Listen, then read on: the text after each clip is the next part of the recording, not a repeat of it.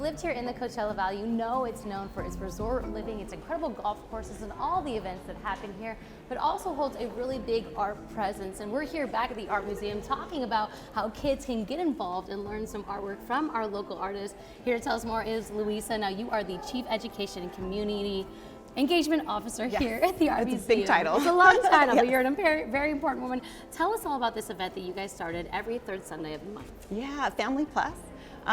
It's basically a day-long festival, or half a day-long festival, where we have art activities and a whole lot of other activities.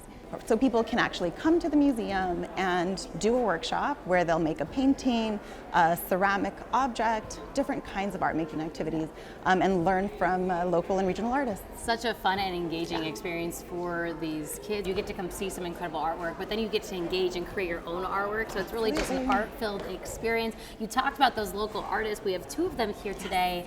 They're going to walk us through. Can you tell us a little bit about Frank and Ryan a little bit? Yeah, we're so thrilled to be working with Frank and Ryan for this Family Plus. You know, both kind of local artists at really kind of different points in their careers as well, and both kind of doing these really amazing kind of artwork. Ryan that does more abstract art, these like large-scale paintings, murals, things like that. And Frank Lemus, who has an amazing ceramics art practice. Frank, you are one of the featured artists at this workshop, and your focus is ceramics. How did you get involved with starting this kind of art? So I started kind of researching pre-Columbian art, and I got interested in just how it looks and the whole story behind it. So this is the beginning of the pinch pot. So we want to take our thumb. Having nails is the tricky part. Don't have nails, kids. Yep, I'm trying to navigate with the nails here. Now, you said you teach in La Quinta too, right? Yes, so I teach in a place called Old Town Artisan Studios. I'm an outreach instructor, so I teach at Boys and Girls Clubs, at YMCAs. I teach workshops there at the studio and stuff. How long does it take to make one of these pieces? Usually around 30 minutes if you haven't done it, but now I could do it in like 5 minutes. You're 5 minutes, maybe All right. an hour for me. Okay. So now what we're going to do is we're going to make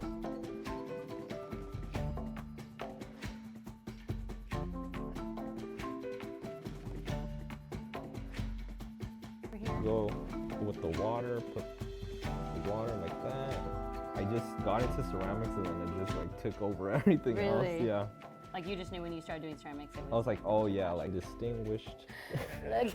And we just. Frank, thank you so much for helping me make this incredible sculpture. Frank's gonna probably fix it up a little bit. Now we're gonna go meet the incredible artist, Ryan Campbell. Ryan, you are from LA originally, but moved here to the desert 20 years ago. What kind of prompted your move here? I loved the desert. I fell in love with the desert as a young kid, and it was this insatiable desire to be here in the desert. Yeah. And the light particularly made a big impact, going from Los Angeles, where things are a little bit more cast and gray, and coming to the desert and seeing this brilliant, beautiful light here really just sealed the deal where you for want to me. be. Well, speaking of light, light has a big impact on the artwork that you create, right? Yes. What is this called? So this is a mini sky torus. Okay. And this is actually inspired by a current exhibition here at the museum, the Philip K. Smith exhibition of Light and Change. Oh, cool. So he has.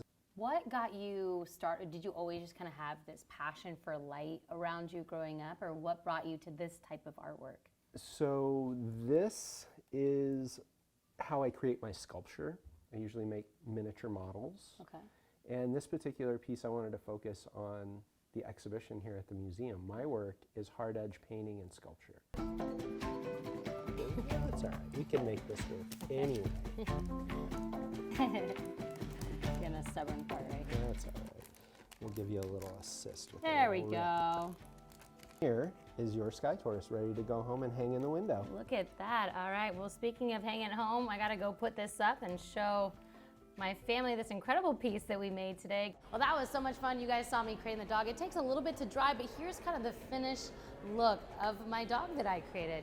No, just kidding. This is one of the art pieces of Donna McMillan. Incredible piece. I think my dog's just a little bit smaller. Now, Louisa Philip, one of the incredible artists here, is actually going to be present this Sunday too. Yes, absolutely. Philip will be here doing an all-day art activity, and we have a little bit of a surprise that's going to happen with that all-day art activity. So people will have to come to the museum, participate. Well, for those that don't make it to the event that happened this Sunday, that next event is going to be happening in May. Where can people go for more information? They can go to our website, psmuseum.org, for Family Plus this month, next month, every month thereafter, as well as for a whole host of other activities. Check out the website. All right, awesome. Well, guys, we're going to keep creating some art pieces. We're going to take a quick break. We'll be right back after this.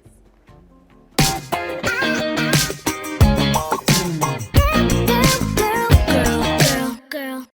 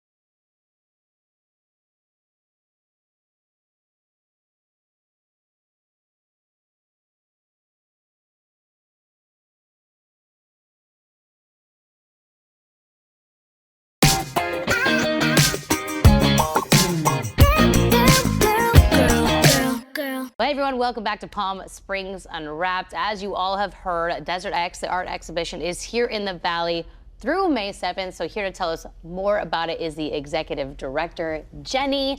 Jenny, thank you so much for coming on the show today. Tell us a little bit about, for those that don't know more about Desert X, what is Desert X? Hi, Chloe. Thank you for having me. So Desert X is an art exhibition, as you said. We invite artists from all around the world to come and discover the Coachella Valley and propose site-specific new projects for the Coachella Valley. So this year we have 12 artist collaborations scattered around sites all across the Coachella Valley. You can download the app and check out our map or go to a website and visit on your own all of the exhibitions. Learn more about them through our app or through our website. We have short videos where the artists talk each about their artwork, and I invite everybody to come out and see it. Obviously it's free, it's open to everyone, so whenever you have time, or you could check out the map and go visit the exhibits. Yeah. And this is the fourth year that you guys have done at this event here in the Valley. How do you go about choosing, I know you have artists from all over the world, how do you go about choosing the artists each year for this event? Right. So the first exhibition took place in 2017. This is our fourth exhibition in the Coachella Valley. We organize this exhibition every other year. And our curatorial team, which is made up of our artistic director, Neville Wakefield, and every year we invite a new curator, co-curator to work with Neville on the selection of artists. This year we worked with our co-curator, Diana Campbell, and they invited between 20 and 25 artists to come out to visit the Coachella Valley. The artists explored the different landscapes, the desert. They got to meet different artists or people in the community, and they came up with proposals that we worked on, that we selected, that we value engineered, and eventually were able to produce and present. I love it. Do you have a theme when you go into these events every year, every other year, or do you kind of let the artists explore their own imagination with these? So, you know, we don't have a preconceived theme, and given that we work with outdoor spaces, we often say that the desert ends up curating the show. You know, what's very interesting about working at Desert X for an artist is that they get to really experiment outside of institutional walls, as opposed to a museum space or a gallery where you work within a controlled environment, where you know, even, you know, to the humidity levels or the temperature is controlled in a space. When you think about a project for Desert X, artists really work in experimental spaces that are not necessarily meant for contemporary art or for public exhibitions or for even people to go in up to. So by exploring these new spaces, artists get to really do very significant works that are different from what they're used to. And in most cases, artists are also creating the most ambitious works that they have ever made. I know that you visited Gerald Clark's installation this week, and you know, just because of the scale of the desert, you need to propose something that is going to be of a certain measure. It's going to have a specific scale so that it, you know, it doesn't disappear in the vastness of the desert. But also, it needs to be designed for people from all whereabouts to come in and out and experience it on their own, and you know, have their own interpretation and their own interaction with the work. Yeah, I love that Gerald specifically kind of took in what he knows about the topography of the area in planning his artwork. We mentioned Gerald, which we're going to show a little bit later in the show, but can you kind of mention some of the other artworks that people get to see with Desert X this year? So yeah, in total we have 10 installations that are open daily from sunrise to sunset. One of the very popular ones is Matt Johnson's Sleeping Figure that I'm sure you've seen and that can be seen off of the I-10. There's also one that you can see by Rana Begum on Portola in Palm Desert, not very far from the studio here. Yeah. Awesome. Well, yeah, you can check those out across the valley. Remind people, Jenny, you are a nonprofit. So how can people help continue the Desert X here in the valley? Right, exactly. So we are a 501c3 nonprofit organization, which means that we fundraise for all of our programs. And as you know, our exhibition is free. So we invite everyone to contribute if they can. They can make a donation at desertx.org. Well, Jenny, thank you so much again for coming on the show today. Again, go to their website to donate. You can also find all the different artworks across the valley on that website. Go and find where they are and check them out. We've been talking about Gerald and his artwork immersion. We're going to take a deeper look into that after the break.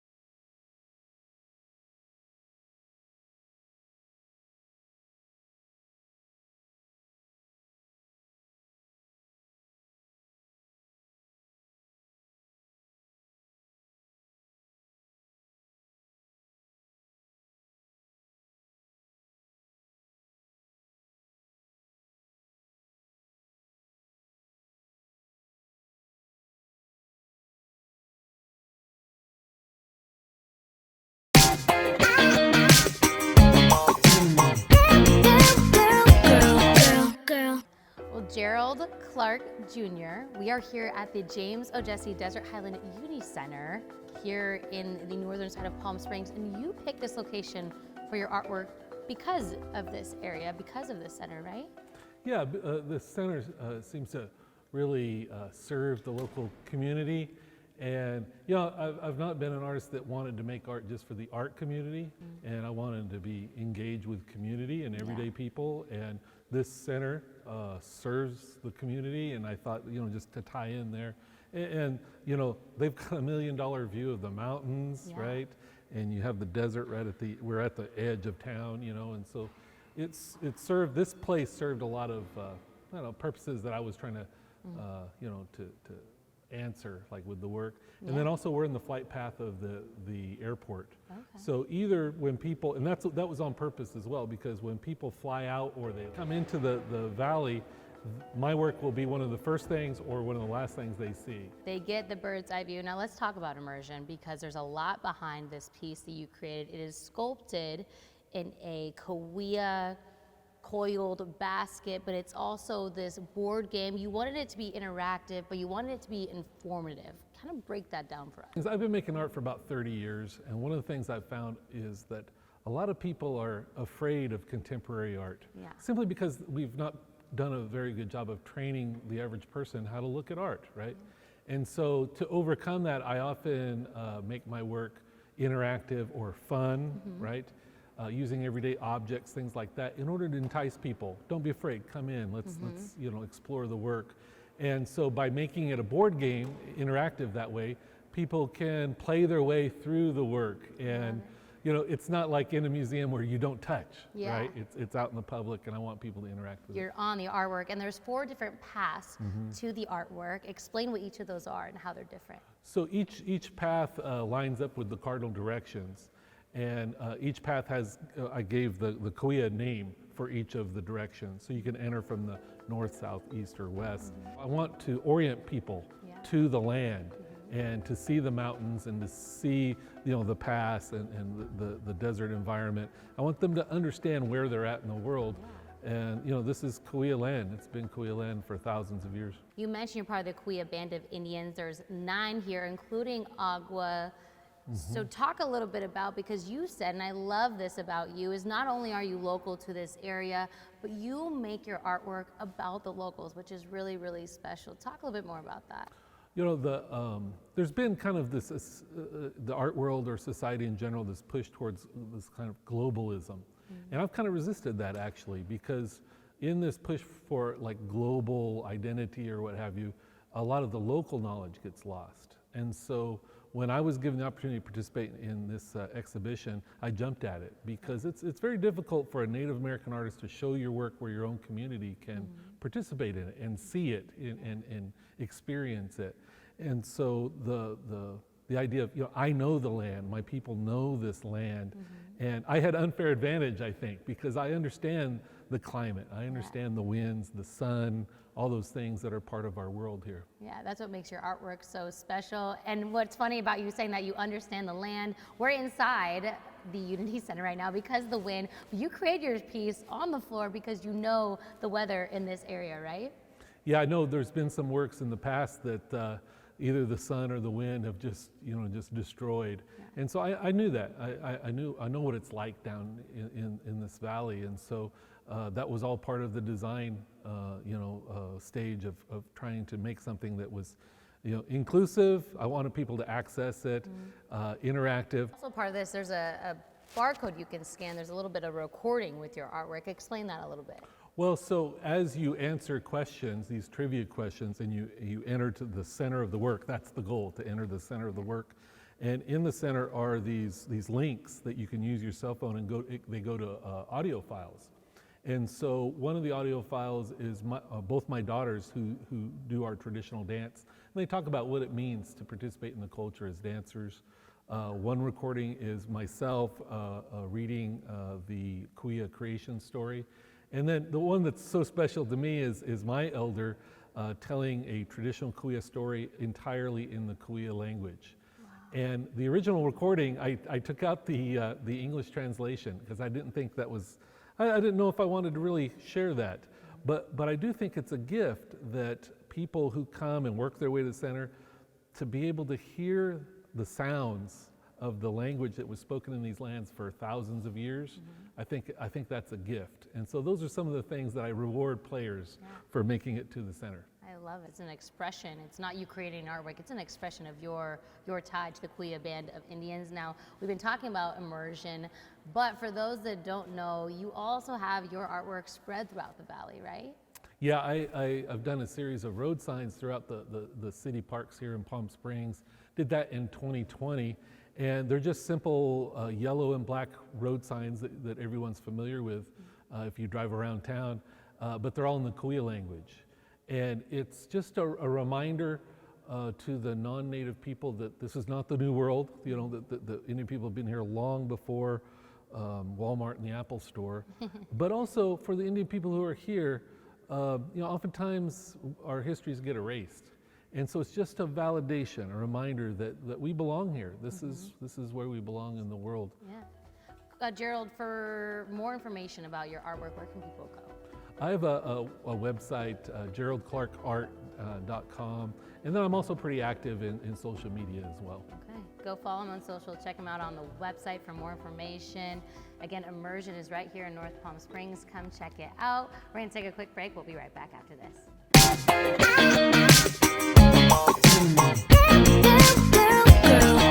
Girl.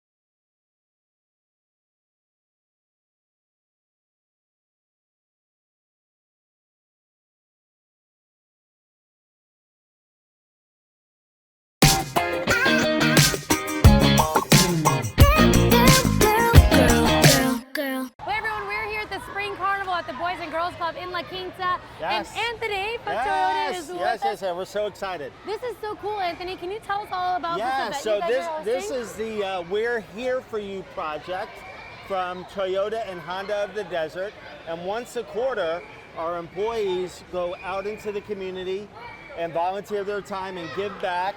And it could be with an organization like the Boys and Girls Club, or maybe the American Heart Association, UC Kersey Cancer Association, and we just provide our time and just try to give back into the community. Yeah. How much does it mean to you to host these events for these communities?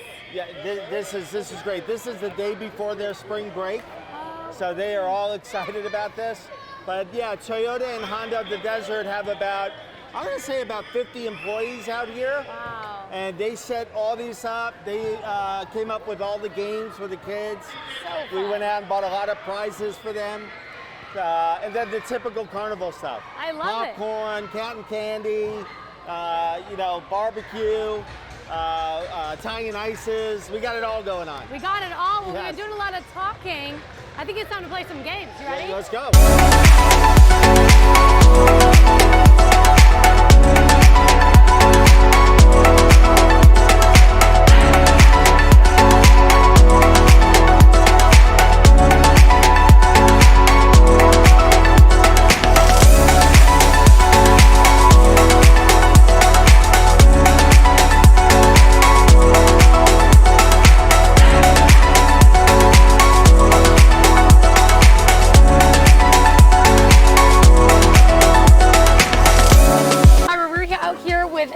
From Honda. Gil, this is awesome. You are making the burgers over here. I'm grilling burgers. We made about 300 burgers so far for these kids. Wonderful. This is awesome. And how much does it mean to you to hold this event for the Boys and Girls Club? You know what? This means a lot to us. You know, partnering up with Honda and Toyota the Desert for the We're Here For You project. Just being able to give back to our community means a lot to myself, to our staff, and to our entire organization. I love it. And let's talk about your hamburger skills. They smell amazing. You got some special seasoning on here, Gil? Yeah, if I tell you what it is, I'm gonna have to. It's a secret recipe, all right? Yeah, exactly. Well, this is so incredible, Gil. You get the hamburgers, you get some slushies too? Yes, we got some slushies, we got popcorn, we got music inside, we got games for the kids. It's awesome. All right, it's a great event. should we do a little taste testing of your hamburger? Go ahead. All right, let's do it. Rachel? Chloe, how is it? Oh my goodness. It's good? No, amazing. right. Wow. Are you opening up a hamburger shop soon? You never know. You never know. You never know. I'm gonna keep my day job for now. There you go. Gil, thank you so much. I took a too big of a bite. All right, enjoy it. Enjoy it. We're gonna keep having our hamburgers and slushies out here. Gil, thank you so much. We're gonna take a quick break. We'll be right back after this.